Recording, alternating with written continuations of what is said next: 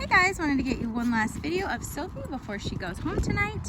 We are out at Wheeler Farm. They have lots of animals and different people running around, dogs going by. It's pet friendly and it's free, so if you guys need something to do in Salt Lake with your kids, this is a great place to come up.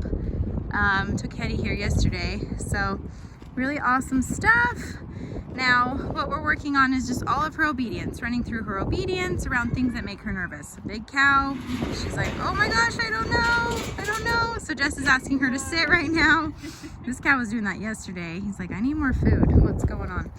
And so going through the heel, the sit, the down, recall, things that make her nervous, we want to combat that with obedience. So if she gets really fixated on a person or an animal or a dog that's big and scary or maybe barks at us, we want to make sure that she's able to do obedience around it and pay attention to us and give us that focus. So that reduces reactivity. And if she is being reactive, we just correct it with a no, and we would tap on the e-collar. So I'll explain a little bit more tonight, but when we're using the e-collar, we want to keep the levels pretty low, just where she's feeling it. Now that can vary. Okay, we got this going on. That's fun. That can vary situationally. So sometimes she's a little bit lower when there's not a ton of distractions. She's going to be more sensitive. Sometimes she's going to be higher when you first get her to a new place and she's nervous or excited. And so we'll kind of go through that tonight, because every single time I take a dog home, their levels vary quite a bit because they're excited to be home.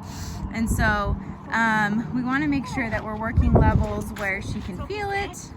She's like, oh, I don't know, I want to lay down. So we're just working her through a sit. Good. Oh, almost, there we go.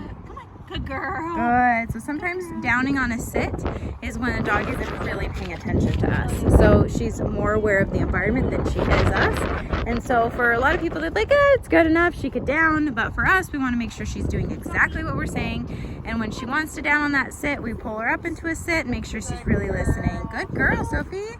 And just that follow through is really important. So I'll explain levels more tonight. Up and down levels are normal for dogs, and sometimes it can vary with different people working her depending on the relationship with that person. And so I'll explain those things tonight. But generally we use it just where the dog is feeling it. Unless she's outwardly showing aggression, then we will correct that a little bit higher. So I'll go through those stuff with you guys tonight. But she's been really good for her